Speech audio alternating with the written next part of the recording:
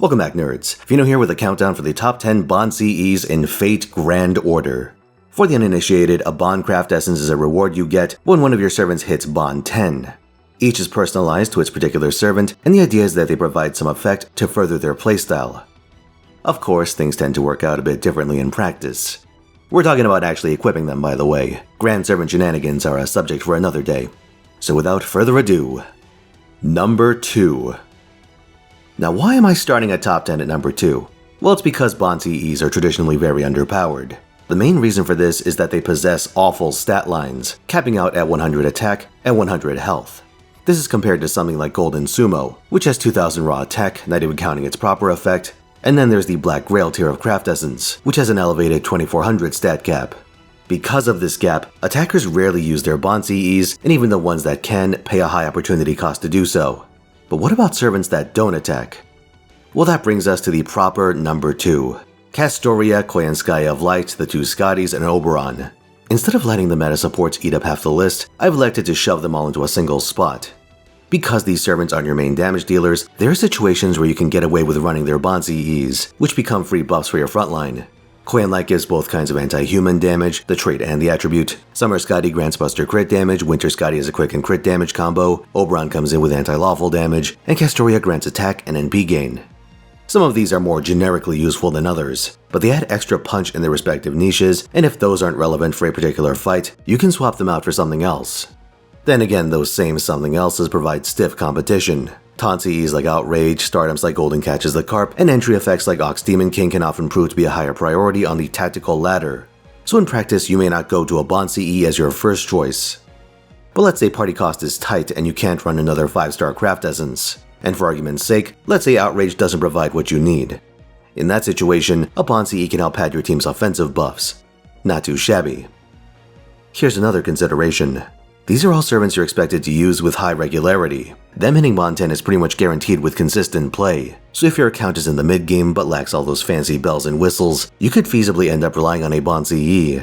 So keep them in mind, lest you leave damage on the table. One more thing. You can rope in ancient meta supports like Waver on this tier too. He won't get a separate spot in this list, but the logic is the same. Now then, number 1. If you've been keeping tabs on these servants slated to come out this year, a particular 4-star probably came up at least once. That would be Summer Chloe.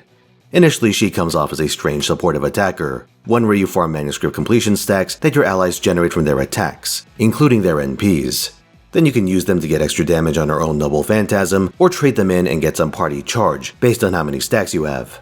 Enter the Bond CE. Treat me as a friend instead, just for today. On top of a boilerplate NP damage effect, it gives each of your party members 1 manuscript completion stack immediately.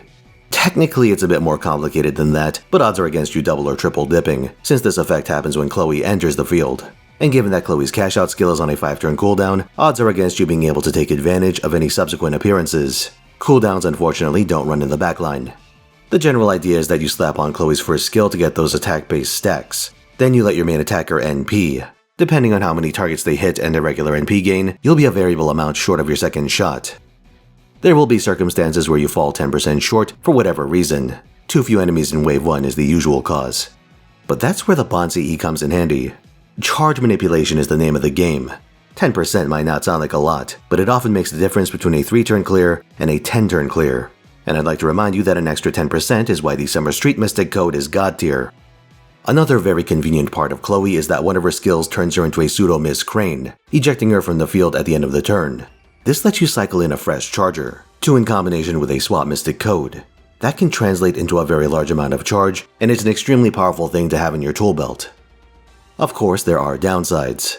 Summer Chloe is generally a supplement, not a replacement for your main meta supports. Consequently, incorporating her bloats your team cost, even more so with her Bond CE. And ironically, the circumstance where it helps the most, farming, is one where it'll be competing with event craft essences. This creates a situation where you're incentivized to route out the Bond CE or even Chloe altogether. Nevertheless, it's undeniably useful, and in practical terms, I see it as the most likely of the bunch to get any regular use. While that extra bit of charge isn't a terribly sexy thing to top the list, bit ironic considering the servant in question, its practicality and to an extent flexibility are difficult to deny. Now let's loop back around so we can start the real list, the part that isn't quite so obvious. Number 10. I regret to inform you that combining all the meta support has had an unintended consequence. You see, the number of actually useful Bond CEs in this game is vanishingly small, which forced me to scrape the bottom of the barrel. This brings us to Final Fragment. Its bearer gets offensive advantage against beast class enemies. That's double damage, and as a little bonus, you even get a guts effect. Pretty good, right? Well, statline aside. The real downside is that the bearer in question is the original Avenger, one of the worst servants in the game. He struggles to do damage, struggles to stay alive, and if you want to fix either of these issues, he'll obliterate your friend point stock fishing for servant coins. Also, that doesn't even work. There are bizarre edge cases where you can set him up to do a lot of damage, but in general he's a servant without practical applications. The guts on Final Fragment nominally helps him survive his third skill, or it works as a backstop for Virga Vesta, I guess. Speaking of that third skill though, one very funny thing about Avenger is that his third skill upgrade is technically locked behind this Bond craft essence. The interlude to get that upgrade isn't unlocked until you hit Bond 10, meaning if you're in a position to get one, you have access to the other. Funny stuff, but let's hunt for better CEs. Our next contestant is actually the newest Bond CE in the game, Komachi's Spectacles. This raises its bearer's NP damage by 30% and their instant kill chance by 100%. Normally insta-kill chance isn't anything noteworthy, but this particular amount is actually relevant for Ono no Komachi. She's an AoE quick caster and her Noble Phantasm starts with a paltry 60% insta-kill chance. She has no other modifiers for that particular mechanic, and even if you try and use the Tsukihime Mystic Code to enhance your odds, you still get a number below 100%, which means you're not even guaranteed to insta-kill bronze enemies. This Bond CE gives you a collective 120% chance against those same bronze enemies. It's not 160% because of the underlying math, unfortunately. But the point is that you can convert Komachi into an insta-kill build if circumstances call for it. Let's say hypothetically you're fighting a boss that summons a constant stream of bronze rarity trash. Maybe they have some sort of protection that makes them annoying to loop with direct damage. In that situation, being able to mow the lawn is a useful option to have. But this is ultimately a niche use. A very niche use. Komachi has much more enticing gimmicks like her degenerative debuffs, which suppress healing and repeatedly remove buffs. And while she has a meaty 50% battery, it isn't quite enough to let her fire off that NP without assistance. Not while wearing her trademark glasses anyway. Number 8. Here's a familiar face. A bastion of desperation that newbies and Year 1 players alike will be quite familiar with. Saint George. As the best early game taunter, George dying is a matter of course. Whether it's to shield your supple berserkers from the amorous hands of your enemies, or to intercept a single target Noble Phantasm. There are a number of cash-out CEs like the Battle of Camlan, Merciless One, and 500-Year Obsession. But St. George has something very different. What can be left behind gives any surviving frontliners a single hit of invulnerability and a little damage reduction for 3 turns. In early FGO, recurring methods of NP protection were quite rare and unreliable unless you wanted to make space on your team for Jeanne d'Arc. But running her is a tacit admission that you expect the fight to take 1,000 years. That and she still stunned herself back then, which made everything take even longer. But my point is this. St. George and his Bond CE were cheap and effective ways to let your main attacker and primary support survive a single AoE. Impressive stuff for the time, but nowadays eating NPs is par for the course, and we have much more robust and reliable tools to handle that arrangement. Castoria is ubiquitous, and with a little help, she can spam out her anti-enforcement defense. Not to mention the many other servants that can provide one-time protection while still giving relevant buffs. The fact of the matter is that traditional taunters have largely fallen out of favor, barring the odd mandatory support mash. And while you can use them for narrow applications, using Outrage is generally the way to go these days. So, TLDR, what can be left behind was useful in its own time, but you probably wouldn't bust it out for anything these days. You can blame defensive power creep for that one. Number 7. While I was perusing the list of Bond CEs, one in particular caught me by surprise. Not because it's super broken or anything, but because of who it belongs to.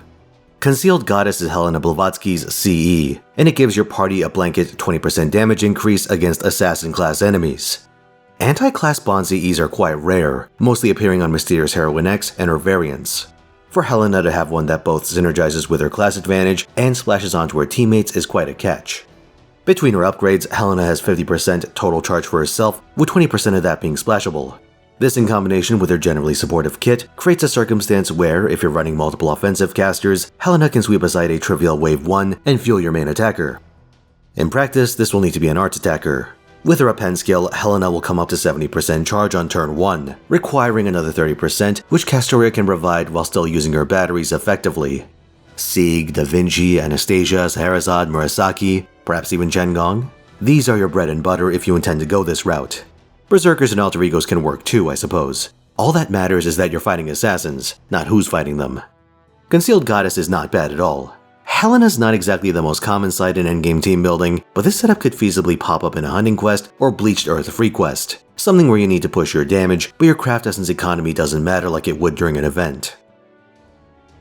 Number 6. The most famous Bond CE of all, a reference to one of Fate's most memorable gimmicks and born by one of its most well-known servants.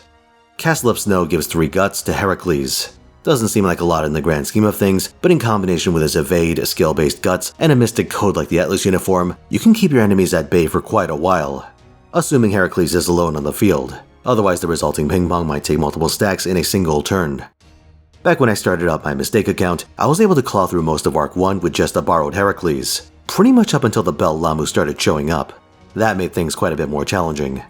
But even besides its function as a newbie crutch, the Heracles Anchor strat would give you quite a bit of staying power at the end stages of a fight. For infamous battles like MHX Alter's Sweet's Universe, being able to sit there and eat your enemy's abuse for a few turns, it could make all the difference. And as a craft essence, Castle of Snow's effect can't be purged, something that also came in handy for Sweet's Universe. It used to be just bust your Brave Chains day and night, but you can even work in Mighty Chains if you were to try this in the current day. So even though it's an antiquated strategy, Bond Heracles still has some teeth. But there's no denying that it's fallen out of favor. If all you need is the ability to sit there and eat shit, the Immortal team can do it far longer than Berserker could ever dream of. Another consideration is that enemy health values have ballooned since Herc's heyday, and even with all those extra turns, it's gotten harder and harder for him to get the job done before he runs out of resources. That's his weakness compared to other anchors like First Asan, Kagekiyo, or even Van Gogh. Those 3 can enter a stable resource loop by utilizing their natural durability, low cooldowns, and stun locks respectively.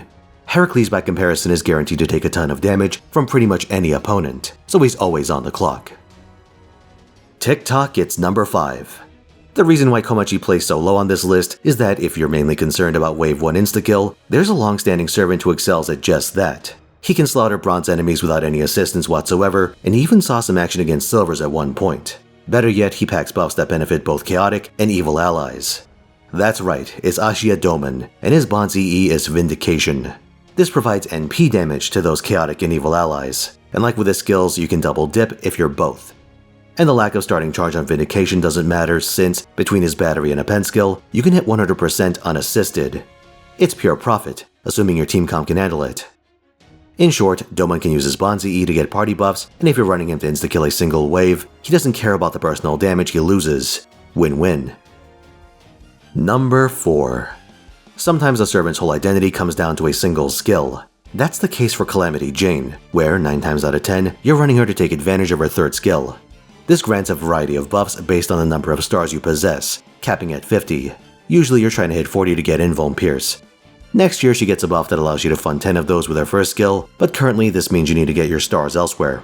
This brings us to Stardom CEs. Generally the good 5-star CEs give 20, while 4 stars give 12. So you need to run 2 5 stars and eat the associated party cost. However, the Shooting Star Cheerleader has an effect on par with those 5-star CEs, 20 stars, while only requiring a 4 stars deployment cost. Jane generally doesn't stay on the field for long, so this is a straight upgrade for tactical purposes, freeing up that extra deployment for more creative applications. The only real nuisance is getting Calamity Jane to Bond 10. As a non-farming 4-star, you don't have a lot of incentives to take her along in normal battles. So remember to slot her in your backline early and often, lest you fall behind. Number 3. It feels weird ending in top 10 at number 3, but I think you'll appreciate my choice as a suitable finale. The same event that gives Calamity Jane her skill upgrade also introduces a trio of new servants, crossovers from a little game called Mahoyo. One of these is Alice Kuonji. Her Bond CE is Who Killed Cock Robin. It has the pedestrian effect of increasing her NP damage, but its other property is something special. It makes Alice immune to debuffs while she has a substitute up. This requires a bit of explanation. Alice starts every fight with 13 Robin stacks. She can consume one of these to activate her 3rd skill, which creates a substitute that blocks 1 attack for 2 turns. It works like Castoria's anti-enforcement defense for that application. This skill is on a 2-turn cooldown by the way, 1 for the first use if you get the cooldown reduction append skill. Even if you're constantly getting hit, she can be debuff immune pretty much every other turn. That's huge.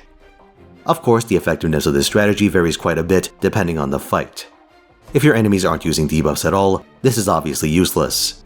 If your enemies throw out debuffs in response to being hit or at the start of their turn, this is amazing. But if your enemies apply debuffs on hit or they activate at the start of your turn, you'll have to get creative, maybe incorporate some taunts. Despite these restrictions, I definitely want this if I were picking up Alice as a lifestyle servant and not just a beat stick. Debuff immunity is one of those things where it might not be relevant 24/7, but if you run into a situation where it is, you'll feel its absence acutely.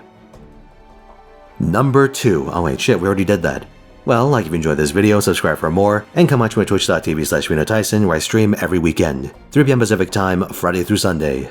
This week I'll be doing my end of the month special on Friday.